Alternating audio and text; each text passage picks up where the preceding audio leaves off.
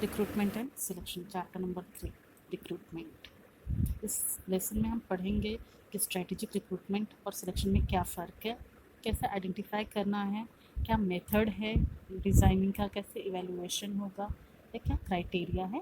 तो पहले हम पढ़ते हैं जो एचआर होता है कंपनी का, वो पहले क्या करता है, कंपनी का ऑब्जेक्टिव देखता है। जैसे कि आप यहाँ पे पहला स्टेज दिया हुआ है बिजनेस ऑब्जेक्टिव का। अब बिजनेस का नेचर क्या है, उसके अकॉर्डिंग जो है क्या करता है, एचआर प्लानिंग करता है। अब एचआर प्लानिंग करने के बाद वो देखता है कि कौन सा जॉब खाली है या कौन सा जॉब जो है हमको देना है। अब जॉब एनालिसिस करता है, मतलब कि थर्ड प्रोसेस। अब जॉब एनालिसिस जो है वो दो चीज़ों के बेसिस पे करता है, जॉब डिस्क्रिप्शन और जॉब स्पेसिफिकेशन। जॉब डिस्क्रिप्शन मतलब पोस्ट, कौन सा पोस्ट है ये जॉब डिस्क्रिप्शन में आता है। और जॉब स्पेसिफिकेशन मतलब जो कैंडिडेट है, मतलब जो इंटरव्यू के लिए आएगा, तो उस कैंडिडेट के लिए क्या एलिजिबिलिटी है, क्या क्राइटेरिया होगा, कैसे वो इंटरव्यू में सिलेक्ट होगा, क्या उसको सैलरी मिलेगा या कितना टाइम तक उसको काम करना है, सैटरडे संडे ऑफ है या डेली उसको ऑफिस जाना है, ये सब जो होता है जॉब स्पेसिफिकेशन में दिया हुआ रहता है।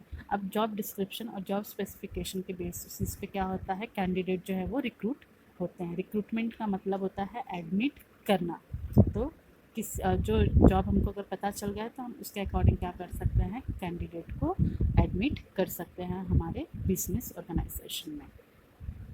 अब what is recruitment? Recruitment is a process of generating a pool of qualified candidate for a particular job. Recruitment क्या होता है, जैसे कि मैंने आपको बताया कि एक कैंडिडेट को सिलेक्ट करना जो उस जॉब के लिए क्या है, परफेक्ट होगा या जो उस जॉब के लिए एलिजिबल है। रिक्रूटमेंट का दूसरा मीनिंग भी है, recruitment is a process of discovering potential candidates. Next is recruitment goal. There are two recruitment goals. The first one is to attract the qualified applicants, and the second word is encourage unqualified applicants to self-select themselves out. दो M होता है, दो गोल है recruitment का। तो पहला वाला जो गोल है वो है कि जो एप्लीकेंट पढ़े लिखे हैं, जो उस जॉब के लिए एलिजिबल हैं, वो उस जॉब के लिए इंटरव्यू के लिए आए या वो जॉब वो करे। बहुत सारे ऐसे होते हैं जो जॉब के लिए पता चल जाता है, उनको देख लेते हैं क्विकर या naukri.com से या कहीं से भी गूगल पे, तो उनको पता चल जाता है कि ये जॉब इस स्पेसिफिक कंपनी में या ऑर्गेनाइजेशन में खाली है तो हमको जाना चाहिए। लेकिन बहुत बार वो सोच लेते हैं कि नहीं जाना, या किसी ने उनको बोल दिया वो कंपनी अच्छी नहीं है या वो जॉब अच्छा नहीं है, तो ऐसा प्रॉब्लम होता है। इसलिए जो रिक्रूटर होता है वो क्या करता है, अपना जो जॉब है उसको बहुत ही अच्छे से क्रिएट करता है, उसको अट्रैक्टिव बनाता है, ताकि जो भी क्वालिफाइड लोग हैं, जो एप्लीकेंट्स हैं, जो कैंडिडेट्स हैं, वो उस कंपनी में इंटरव्यू देने के लिए एटलीस्ट आए करके।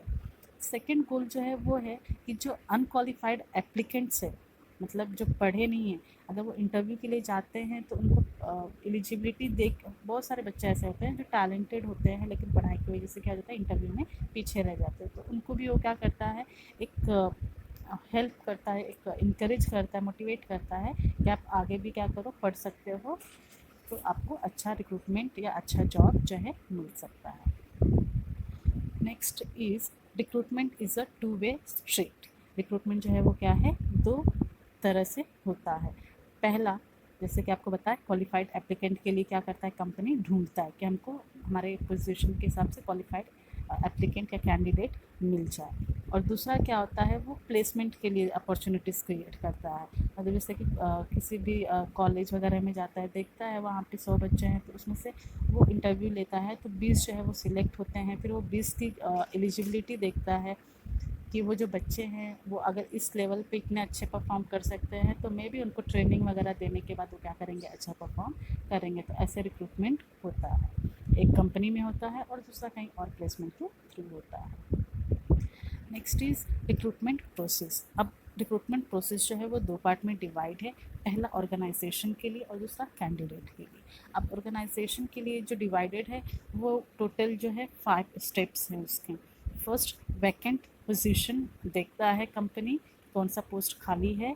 फिर उसके बाद उसके अकॉर्डिंग जो है वो क्या करता है, रिक्रूटमेंट यूज़ करता है, मतलब इंटरनल या एक्सटर्नल मेथड की तरह, मतलब जैसे कंपनी के अंदर ही जो लोग हैं उनको ही उस पोजीशन पे रखना है या बाहर से भी लोगों को चांस दिया जा सकता है, तो वो अलग अलग मेथड यूज़ करता है।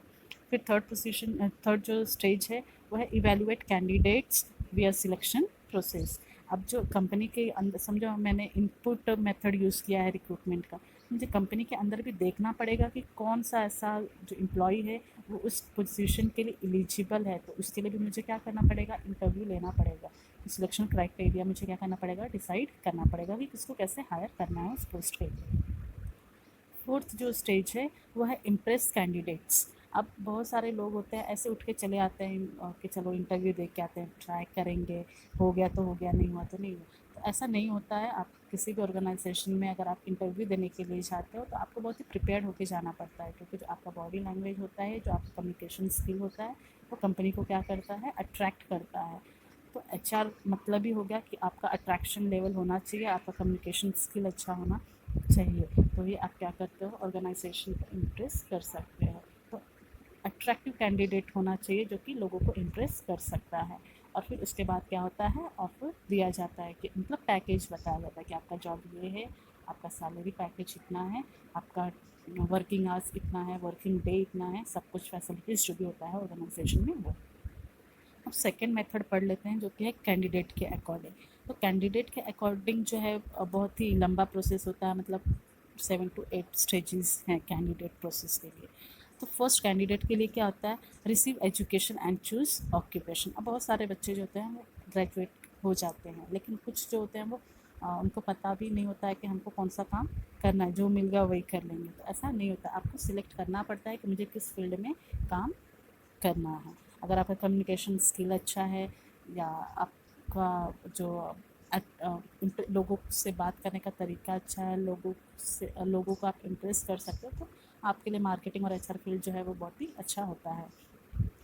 ऐसे आपको आपके एजुकेशन के अकॉर्डिंग और आपके अकॉर्डिंग आपको क्या करना पड़ता है, देखना पड़ता है कि ये जो स्पेसिफिक जॉब आया है नोटिफिकेशन में वो मेरे लिए है या फिर नहीं है। फिर उसके बाद आपको ये भी देखना पड़ता है कि जो वहाँ पे एक्सपीरियंस मेंशन किया हुआ है वो आपके अकॉर्डिंग है या फिर नहीं है। अगर आप वहाँ पे मेंशन है कि 5 इयर्स का वर्किंग एक्सपीरियंस होना चाहिए और आप फ्रेशर हो, तो वो आपके लिए जॉब क्या है, एलिजिबल नहीं है। फिर उसके बाद आपको जॉब देखना पड़ता है, बहुत सारे जॉब होते हैं, बहुत सारे कंपनीज जॉब ऑफर्स करते रहते हैं गूगल पे या कहीं पे। आप जॉब भी क्या करते हो, देखते रहते हो। फिर आप उसके लिए अप्लाई करना पड़ता है। अप्लाई करने के बाद अगर कंपनी ने आपको एक्सेप्ट किया होगा, सिलेक्शन किया होगा, तो फिर वो आपको नोटिफाई करता है कंपनी।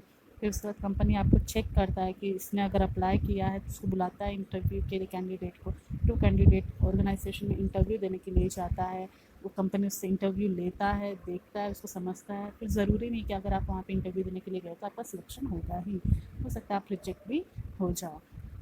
जो कंपनी होता है वो क्या करता है, आपका परफॉर्मेंस आपको इवेल्युएट करता है। उसके बाद आपको या तो वो एक्सेप्ट करता है या तो फिर वो आपको रिजेक्ट करता है। अगर एक्सेप्ट किया तो जॉब ऑफ़र बता देता है, मतलब आपका क्या क्या है उस टाइम में, आप क्या क्या उस पोजीशन पे, उस जॉब पे आप क्या क्या फैसिलिटीज़ है, सब कुछ। अगर रिजेक्ट कर दिया तो भी वो आपको बोल देता है कि हम 2 दिन में या 1 दिन में जब भी है आपको मेल करके इन्फॉर्म करेंगे। तो ज़रूरी नहीं है कि अगर आपने जॉब के लिए अप्लाई किया है तो आप जॉब के लिए सिलेक्ट होने वाले ही। Thank you.